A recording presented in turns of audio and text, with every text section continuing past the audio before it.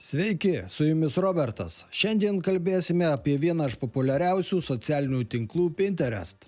Sužinosite, kas tai per platforma, kaip ji veikia ir kodėl ji tokia populiari visame pasaulyje. Tai socialinis tinklas skirtas vizualiam turinio atradimui, saugojimui ir dalimuisi. Vartotojai čia gali atrasti naujų idėjų, projektų, receptų ir daug daugiau. Reklamuojami įvairūs produktai. Pinterest buvo sukurtas 2010 metais. Nuo savo atsiradimo šis tinklas greitai augo ir šiandien turi daugiau nei 400 milijonų aktyvių vartotojų kas mėnesį. Pinterest yra populiarus daugelėje šalių, ypač Jungtinėse Amerikos valstijose. Sukluskite tie, kurie norite reklamuotis būtent šioje šalyje.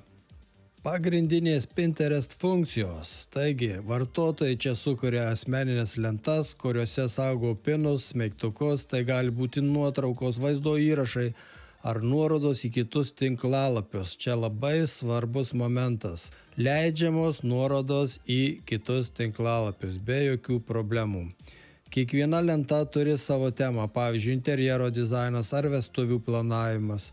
Pinterest siūlo išplėtotą paieškos sistemą, leidžiančią vartotojams atrasti turinį pagal raktinius žodžius ar interesų kategorijas. Daugelis vartotojų šį tinklą naudoja planuodami svarbius gyvenimo įvykius, pavyzdžiui, vestuvės, kūdikio atėjimas į šeimą ar planuojant paprasčiausią namų remontą. Verslo naudojimui. Įmonės naudoja Pinterest rinkodarai, prekių ženklo stiprinimui ir srauto į savo svetainės generavimui. Mokytojai ir studentai naudoja Pinterest, kad rastų mokymosi medžiagų ir idėjų pamokoms. Taigi, Pinterest yra puikus įrankis ne tik įkvėpimų ieškoti, bet ir įvairių tikslų siekimui, nuo asmeninių projektų iki verslo plėtros. Jei dar nesate naudoję Pinterest, tai puikus metas pradėti. Atraskite, kaip šis įrankis gali praturtinti jūsų gyvenimą ar padėti jūsų verslui augti. Taigi tiek tos pažintinės informacijos, o dabar imkimės veiksmų ir sukurkim savo paskyrą. Spaudžiame sukurti, rašau info produktą, naudosiu. Beje, svarbus momentas. Galime sukurti paskyrą kaip asmeninę, paskui su ją pereiti į verslo akauntą, bet galima tai padaryti ir iš karto. Greičiausiai aš tai darau iš karto. Dar kartą įveskime elektroninio pašto adresą. Taip, gimimo data. Na, čia bus mano gimimo data. Spaudžiame sukurti paskyrą.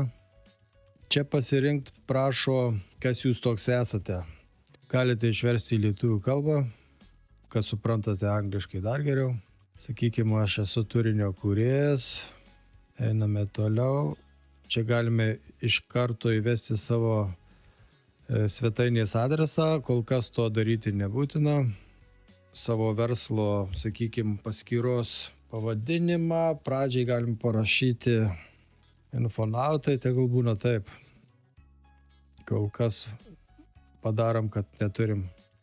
Taip. 3 tikslai, nagi žiūrime. 3 tikslai, srautas į svetainę. Taip. Yra Pinterest auditorija. Galim išversti vėlgi.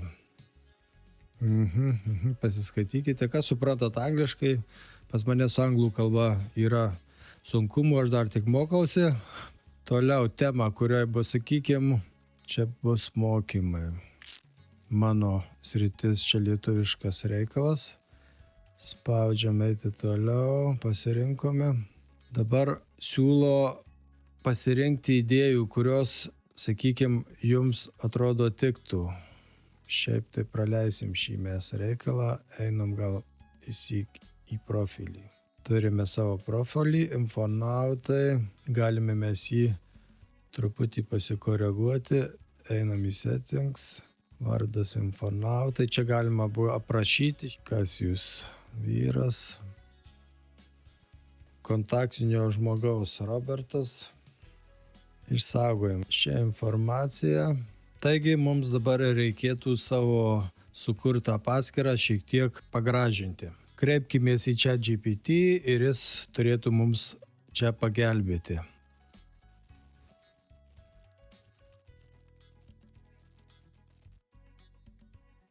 Viskas aišku, prašiau ne to. Tema mokymai,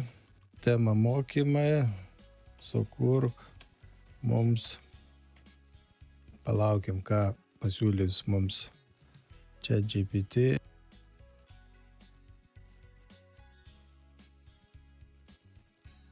Štaigi dar kartą. Super, šis manau tiks. Padėkokim.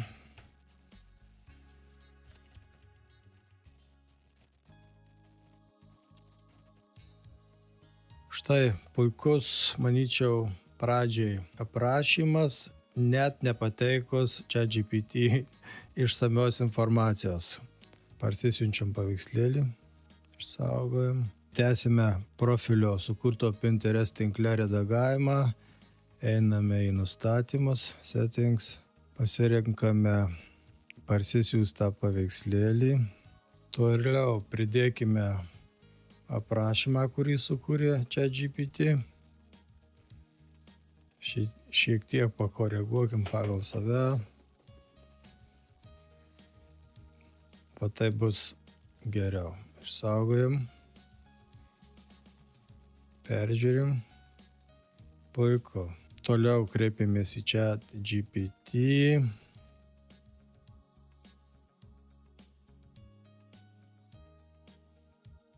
Pažiūrim, ką čia pasiūlys šį kartą. Manau, tiks. Išsaugojam paveikslėlį. Sugrįžtame į Pinterest paskyrą. Ieškome paveikslėlio. Pasirenkam. Štai puiku, mūsų trumpas apipavidalinimas baigtas. Matau, kad į Gmail paštą atėjo Pinterest patvirtinimo adreso nuoroda elektroninio pašto. Reikia paštą patvirtinti. Štai mūsų Pinterest paskyra. Reikės įkelti pirmąjį mūsų smeigtuką arba piną. Pagaliau sukurkime mūsų pirmąjį smeigtuką arba piną. Eikime į kitą svetainę, kuri vadinasi Ideogram. Ir parašiau čia tokį norą. Žmogus žiūrintis pinus Pinterest tinkle per mobilų telefoną. Per DeepL vertėją įdedame ir žiūrime, kas mums sugeneruos. Žiūrime, kokį paveikslėlį mums sugeneruos. Sakyčiau, visai normaliai. Man šis patinka. Spaudžiam, įsisaugojam. JPG formatu. Saugam į čia, pinas. Toliau eikim į ChatGPT.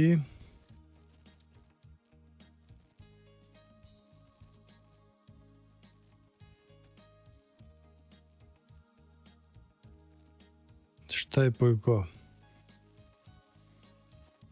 Einam, sukursim piną. Spaudžiame pliusiuką dešinėje ir sukūrėme pirmą lentą.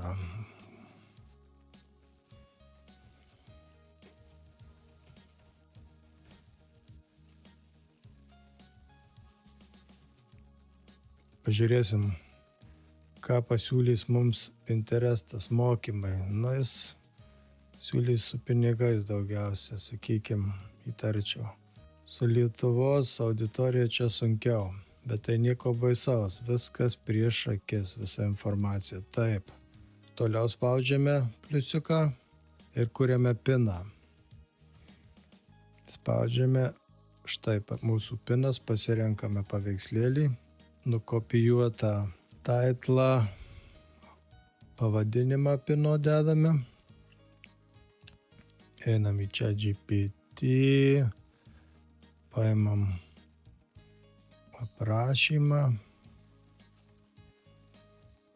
kopijuojam, dedam kur aprašymas, šiek tiek pakoreguojam, pridedam į lentą mokymai.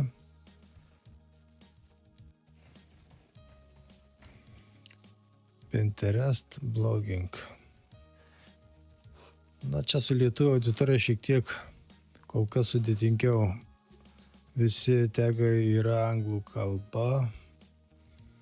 Ir dabar svarbus momentas. Aš pasirinkau, čia pridėsime nuorodą į mūsų puslapį. Svetainė sukurta. Turiu Infonautai arba Matotai. Sakykime, pasirenku Matotai. Taip. Įdedu. Ir publikuoju.